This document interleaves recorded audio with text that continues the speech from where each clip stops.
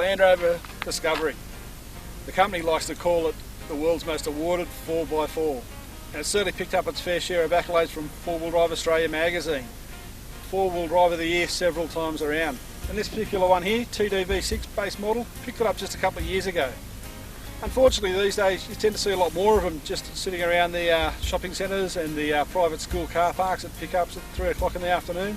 And that's easy to see why, because it's a very stylish vehicle. It's got a good affordable luxury leather trim, all the features, so it's a good family car for around town, but it hasn't lost its off-road heritage.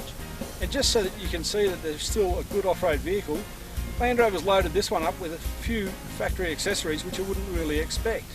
It's got a worn winch on the front bumper, snorkel on the guard here, Expedition roof rack, mud terrain tyres, cargo barrier in the back, all from the factory, so you get factory warranty with them, full factory support. Let's take a look at them and see how they work.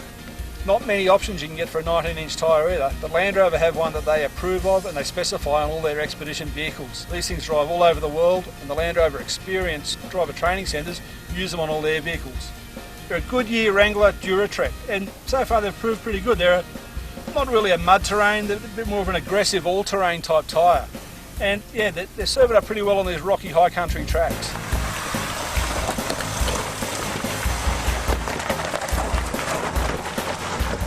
Well, if Land Rover is one of the biggest names in 4-wheel drives, there's certainly one big name in winches, and that's Warn. And it's good to see the Land Rover have gone with a quality Warn product for their factory option winch. It's the 9.5 XP, it's one of the premium range winches, and they're nestled it into the front bumper in this special cradle which goes back into the chassis. Unfortunately, Land Rover doesn't sell a bull bar from the factory, because in Europe you're not allowed to have them, so they just don't do them. Land Rover does offer an aluminium bar specifically designed for Australia, but once again that doesn't fit a winch. So either you have a winch like this or you have the aluminium bar if you want a factory option. Otherwise you can go to the aftermarket. Now the big thing with this winch, great winch and everything, from Land Rover, this will cost you $6,100. That's a lot of money considering you could buy that winch from the 4-wheel drive accessory shop for under $3,000.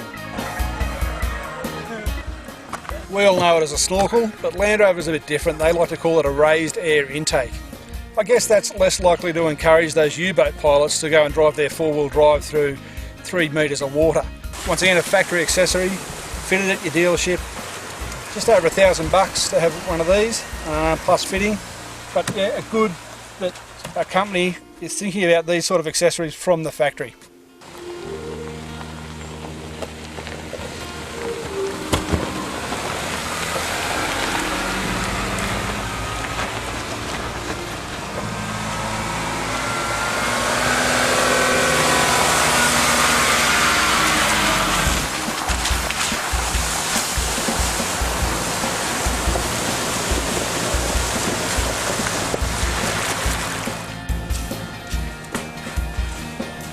Well, it's been an interesting turn of events.